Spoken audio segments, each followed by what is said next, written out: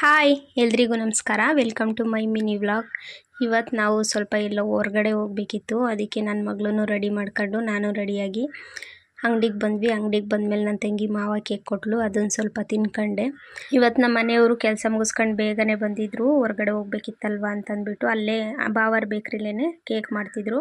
ಅವರು ಕೇಕ್ ಮುಗಿಸಿ ಮನೆಗೆ ಹೋಗಿ ರೆಡಿಯಾಗಿ ಬಂದರು. ಇನ್ನು ನಾವು ಬಂದಿದ್ದೆ ನಮ್ಮ ಮನೆಯವರ ಅತ್ತೆ ಮಗಳು ಅವ್ರ ಮನೆಗೆ. ಇವನವ್ರ ಮಗ ಲಡ್ಡು ಅಂತ ಎಷ್ಟು ಕ್ಯೂಟಾಗಿದ್ದಾನೆ ನೋಡಿ. ಇನ್ನು ಅಲ್ಲೋದ್ಮೇಲೆ ಊಟ ಕೊಟ್ಟರು. ಊಟ ಮಾಡ್ಕೊಂಡ್ವಿ. ಅವ್ರ ಜೊತೆ ಸಂಜೆವರೆಗೂ ಸ್ವಲ್ಪ ಟೈಮ್ ಸ್ಪೆಂಡ್ ಮಾಡಿ ನಾವು ಹೋಗೋಷ್ಟರಲ್ಲೇ ಸಂಜೆ ಆಗೋಗ್ಬಿಟ್ಟಿತ್ತು. ನನ್ನ ಮಗಳಿಗೆ ನೋಡಿ ಅವನ ಥರದ್ದೇ ಒಂದು ಪುಟಾಣಿ ಹುಡುಗನ ನೋಡ್ಬಿಟ್ಟು ಖುಷಿ ಆಗ್ತೈತೆ. ಮುಖ ಎಲ್ಲ ಕೆರೆಯಕ್ಕೆ ಹೋಗ್ತಾವಳೆ. ಅವನಿಗೆ ಅವಳ ಮೇಲೆ ಬೀಳೋದು ನೋಡಿ ಇರಿಟೇಷನ್ ಸ್ಟಾರ್ಟ್ ಆಗ್ತೈತೆ. ಇವರಿಬ್ರು ಅಣ್ಣ ತಂಗಿ ಆಗಬೇಕು ವರ್ಷಲಿ. ಇನ್ನು ಅಲ್ಲಿಂದ ಹೊರಟು ನಾವು ಅಂಗಡಿಗೆ ಬಂದ್ವಿ. ಅಂಗಡಿಗೆ ಬಂದಮೇಲೆ ನನ್ನ ಮಗಳಿಗೆ ತೋರಿಸಿದ್ನಲ್ವ ಇನ್ಫೆಕ್ಷನ್ ಥರ ಆಗಿತ್ತು ಅಂತಂದ್ಬಿಟ್ಟು ಅದು ಯಾಕೋ ಸ್ವಲ್ಪ ಜಾಸ್ತಿನೇ ಆಗ್ತಿತ್ತು. ಇಲ್ಲಿ ಕ್ಲಿನಿಕಲ್ಲಿ ತೋರಿಸಿ ಅವರೊಂದು ಬಾಡಿ ಲೋಷನ್ ಕೊಟ್ಟಿದ್ರು. ಅದು ಹಚ್ಚಿದ್ಮೇಲೆ ಈ ಥರ ಸ್ವಲ್ಪ ಸೊಂಟದಲ್ಲಿ ಇದ್ದಿದ್ದು ಇವಾಗ ಕುತ್ತಿಗೆ ಕೈಯಲ್ಲೆಲ್ಲ ಸ್ಪ್ರೆಡ್ ಆಗಿಬಿಟ್ಟಿತ್ತು. ಒಂಥರ ಸುಟ್ಟಗಾಯಿ ಥರನೇ ಆಗಿತ್ತು ಅಂತ ಹೇಳ್ಬೋದು. ಅದಕ್ಕೆ ಇವಾಗ ಅಲ್ಲಿ ಬೇಡ ಬೇರೆ ಕಡೆ ಎಲ್ಲಾದರೂ ತೋರ್ಸೋಣ ಅಂತ ಅಂದ್ಬಿಟ್ಟು ನಾವು ಹೋಗಿದ್ದೆ Cloud9ಗೆ.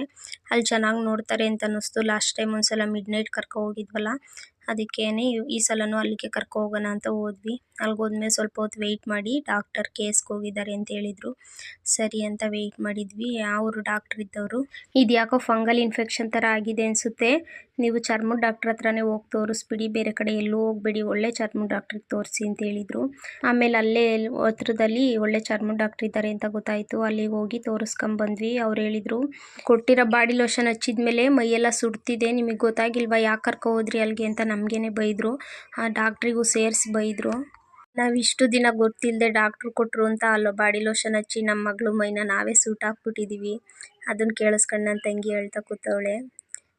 ಅವಳ ಬಾಡಿ ಲೋಷನ್ ಹಚ್ಚಿದಾಗ ಆರಾಮಾಗಿ ಇದ್ಲು. ಬೆಳಗ್ಗೆಯಿಂದ ಯಾಕೋ ಅದನ್ನ ಹಚ್ಚಿದ್ರೆ ಸಾಕು ಅಳಕ್ಕೆ ಸ್ಟಾರ್ಟ್ ಮಾಡ್ತಿದ್ಲು. ಸಿಕ್ಕಾಪಟ್ಟೆ ಅಳ್ತಿದ್ಲು. ಒಂದು 1/4 ಗಂಟೆ ಉಸಿರು ಕಟ್ಕೊಂಡೆಲ್ಲ ಅಳಕ್ಕೆ ಸ್ಟಾರ್ಟ್ ಮಾಡಿದ್ಲು.